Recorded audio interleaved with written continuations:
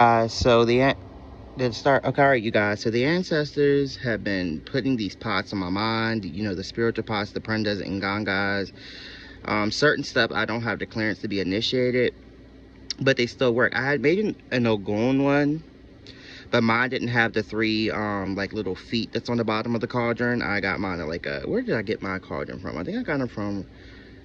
Oh, I don't remember where I got this one from. Oh yeah, I got this one from Target. So I don't know if that plays too big of a role. I'm sure I could sit three little feet under it if I wanted to.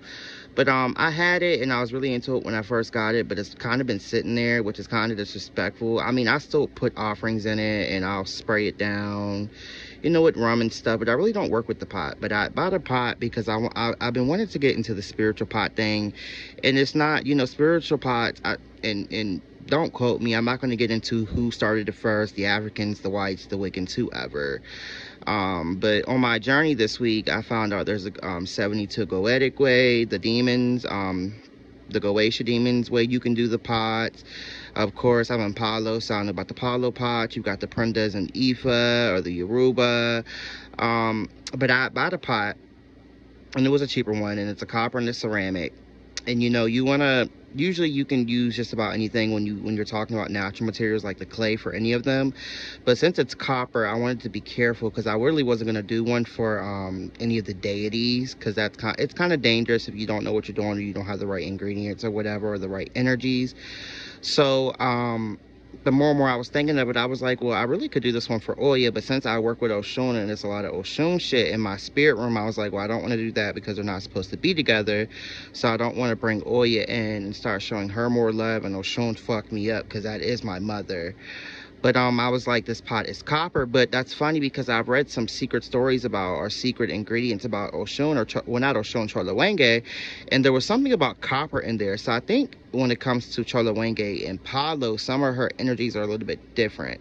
Now, when I was crowned or whatever, well, not really crowned, but when I was introduced and they revealed that Chola Wenge was my mother, you know, he still stuck to the basics with the goat and all that, and you know, that's just where it is.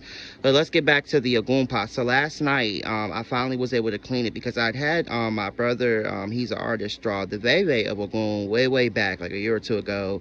And of course, when I set up my pot, because it's really hard to draw, I wouldn't have been able to draw it by myself, even if I worked on it and practiced. Like, it's just way too hard, the lines and stuff. And if you've seen Ogun's symbol, his is one of the most intricate, in my opinion. But anywho, from like pouring honey and different offerings into the pot, it was stuck to the pot in a certain way. If I would have pulled it, it would have ripped, and I was like, I'm not going to have nobody be able to draw this for a while. I don't want to rip this veve up. So finally last night it came up, and the liquid did whatever it did in a certain way that I was able to pull the veve out, and it didn't rip or anything, and it stayed together. And this is also an ochosi pot because, you know, they live together, but I am lacking some of the ochosi ingredients, I will not lie. And I told him that last night. I apologized and told him, you know, in the future we'll be hooking him up, but for the most part he'll have to work with what we got. So I really just didn't like the way my goon pot was looking. I don't like it because it's not the top of it, like the head, the rim of it is not, it's wider because it's a regular cauldron, or it's a regular iron pot. It's wider, so like the sticks and his machete and stuff, they hang to the side, and the hammer, they're not together like the other pots, and it's not fully full, if you get me. So like his sticks and stuff, they hang on the edge, and I don't know, I just wasn't connected to it. But last night I cleaned it and, you know, washed his pot out and re-blessed it, and I was sitting there and I was like, you know what, this is a badass Ogun pot. All the metals I've gotten there that I collected, that I live beside a railroad, so I was able to have a plethora and endless things from the railroad I could collect and put in that pot. And then the more I looked at it, I'm like, I'm over here trying to focus on this brand new pot, but I really need to go back and focus on stuff that I have not finished, or stuff I've started, which is the Aries thing, starting stuff, getting tired of it, and then throwing it to the side. And although I said I was disrespectful, I never disrespected the pot. I just felt like I could have put more work and more energy into it, and I probably could have used his pot for more work, really. But the more I looked at it and think about it now, I was like, this is a badass pot, and it's actually very powerful. And I just ordered the 21 Palos, so I'm going to be using them for powder, so I won't be putting the sticks inside of his pot fully, but I am probably going to, I'm going to take some of the powders and add it to his pot, of course, from the Palos, probably one of each. So I cleaned it last night, put it back together, had lit him a candle inside the nganga, whatever you want to call my spiritual pot. And then I took my ancestor skull, because I put more glasses of water on their altar, and the altar has for the ancestors is too small to put everything I had on there.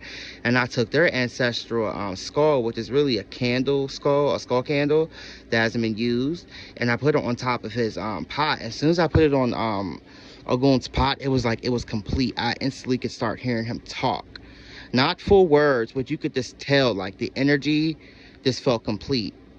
But I'm so upset with myself that I didn't respect the pot, or didn't feel like it was as strong as somebody else's would be, that was done the traditional way, because this is not more so like an initiated pot. I just realized this is what you will call a shrine, kind of like how I learned how to make the legua head, that is the coconut, which I got from Eve the Medium. For non-initiates. And I connected to it at first, and then I stopped connecting to it. But my little legua head is the bomb, and it's working. And so is my pot. I'm ready to put more energy into my ogun pot, which is not, like I said, the initiated way, which I am initiated, but I'm really into root work and like to do stuff my own way, and I love creating and witchcraft, and in this craft I love coming up with new ideas. So and I hope all this is making sense. But I decided, and I'm going back and forth in my mind right now if I'm going to show you guys my ogun pot. I was going to show you what it looked like, because I am going to now offer this service. I have a Oshun vase. It's got a peacock on the front of it that was a gift from a friend. And I decided, I'm going to do a shrine to her too, which is going to be similar to the prenda or the nganga. But of course, it'll be a non-initiate one. So if you guys are interested in buying one, and you're not initiated, and you want to connect with Oshun and have that power living with you, I am doing it now. So let me show you the beginning of this pot. I've started to collect the dirt.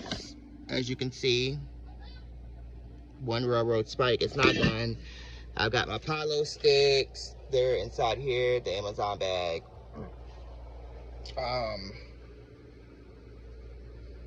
I've got my ogun pot over here. I'm not going to show it to you. That's too personal. But anywho, so if you are interested in getting you ogun, Oshun, an ancestral vessel, or nganga, or what they really call it, I believe, when you are doing it by yourself and not really the initiate way, is the fetish. So if you're interested in buying you a fetish, you don't have the money to get initiated because it's very expensive, and you want a shrine but don't know how to do it, and you want me to do it, go ahead and book me now. So actually, I guess when I'm going to sell you guys a service, I should show you my ogun one. So I'm going to show it to you. Here's my ogun. And eventually I might put the skull here in the middle. But all his metals, it's got all the same things that anybody else would have that's initiated, and then some. And you can't really see the herbs that you're not supposed to, the secrets. And there was this candle, you see it was some energies going on. You see how the camera is getting blurry now, letting you know. So this pot did come through, and there is a spirit inside. So if you want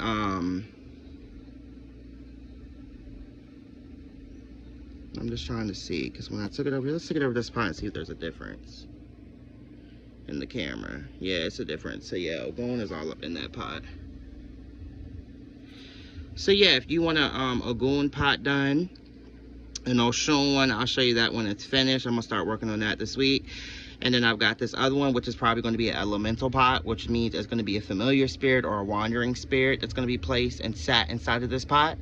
Then hit me up. It's going to be way cheaper than your $3,200 or $5,600, which is a couple $1,000s. Hit me up. I am offering that service. Don't miss out, you guys.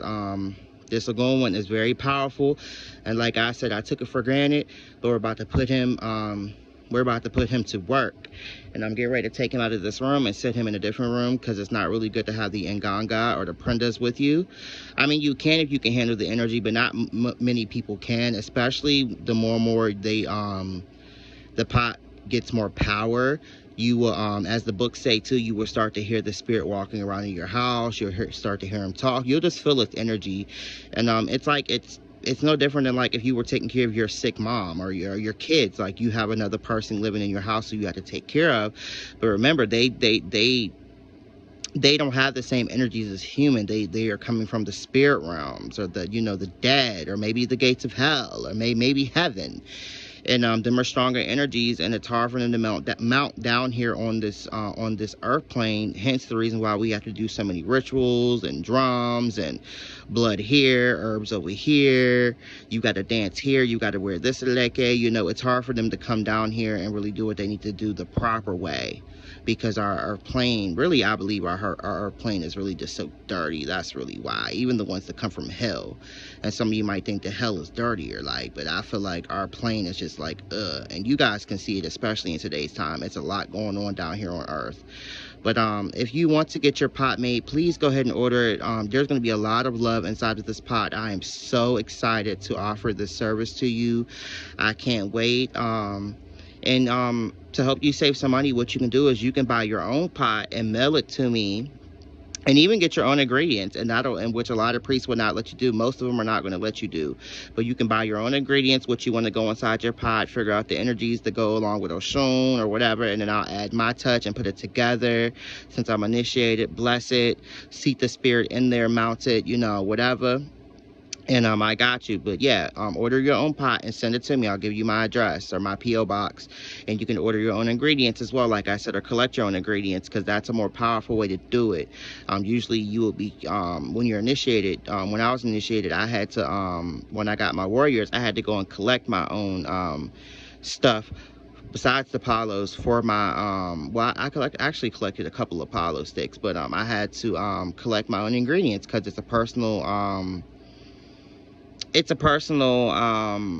ritual. It's very close to your heart and your prenda. You know, you have prendas, of course, or ngangas, whatever you want to call it. For every religion, it's a different name, but we'll call it the spiritual pot or the spiritual fetish. Some of them can only work for you, and then some of them, like the ones you get initiated with, will be able to use, you know, for spell work for other people and yourself and clients. So I am offering that service, the spiritual fetishes. You don't want to miss out. Let's do it.